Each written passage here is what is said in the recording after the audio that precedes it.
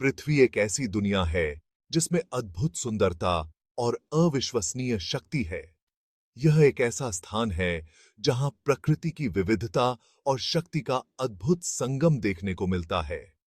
जब हम ऊंचे पहाड़ों और हरे भरे जंगलों की प्रशंसा करते हैं, तो हम अक्सर भूल जाते हैं कि हमारे ग्रह की असली शक्ति और सुंदरता केवल सतह पर ही नहीं, बल्कि गहराई में भी छिपी हुई है। तो लहरों के नीचे एक छिपी हुई आग और उग्रता की दुनिया होती है।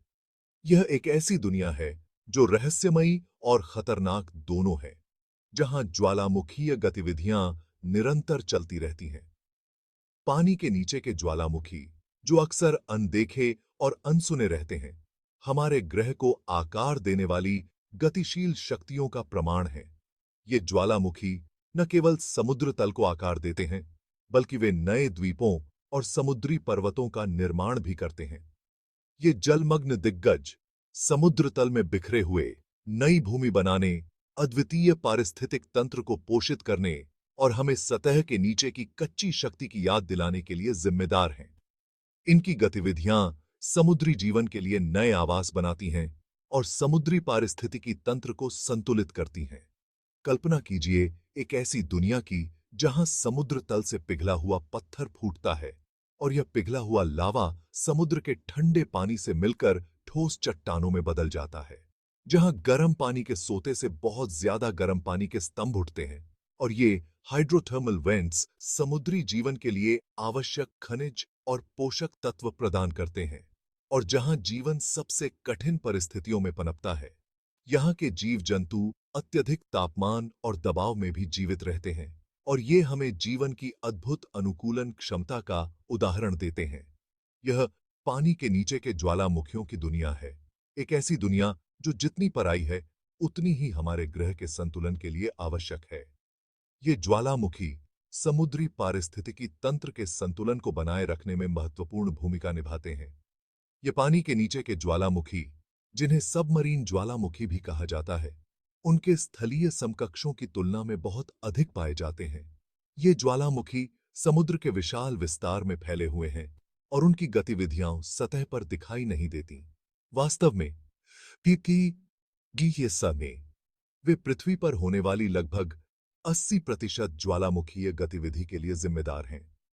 यह आंकड़ा हमें यह समझने में मदद करता है कि पानी के नीचे की दुनिया कितनी सक्रिय और महत्वपूर्ण है। आइए हम इन जलमग्न अग्निश्वासियों के रहस्यों को उजागर करने के लिए गहराई में उतरें और जानें कि ये ज्वालामुखी कैसे काम करते हैं और उनका हमारे ग्रह पर क्या प्रभाव पड़ता है। उनकी बनावट, उनके विस्फोट और समुद्री पर्यावरण पर उनके गहरे प्रभाव का अन्वेषण करें।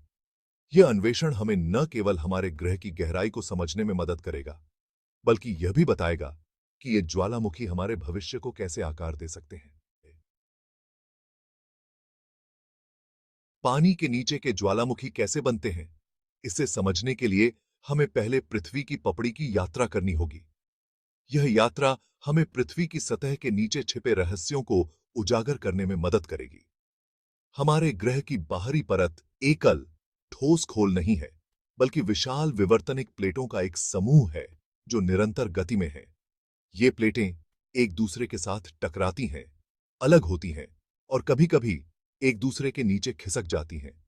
ये प्लेटें पृथ्वी के मेंटल के ऊपर तैरती हैं, जो गर्म अर्ध पिघली हुई चट्टान की एक परत है। मेंटल की यह परत अत्यधिक तापमान और दबाव के कारण पिघली हुई होती है, जिससे यह प्लेटों को हिलने डुलने में मदद करती है। जहां ये प्लेटें टकराती हैं या अलग हो जाती हैं, वहां पृथ्वी की पपड़ी कमजोर हो जाती है, जिससे तीव्र भूगर्भीय गतिविधि के क्षेत्र बनते हैं। इन क्षेत्रों में भूकंप, ज्वालामुखी विस्फोट और अन्य भूगर्भीय घटनाएं आम होती हैं। पानी के नीचे के ज्वालामुखी सबसे अधिक मध्य महासागरीय पर्वतमालाओं के साथ पाए जाते हैं, जो विशाल समुद्र के नीचे की पर्वतमालाएं हैं, जहां विवर्तनिक प्लेटें अलग होती हैं।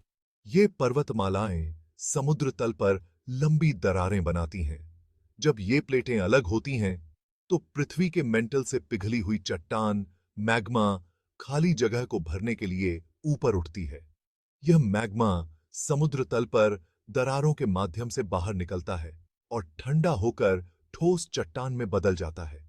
यह मैग्मा, जो आसपास की चट्टान से हल्का होता है, समुद्र तल पर फूटता है और समय के साथ ठोस होकर ज्वालामुखीय पर्वत बनाता है।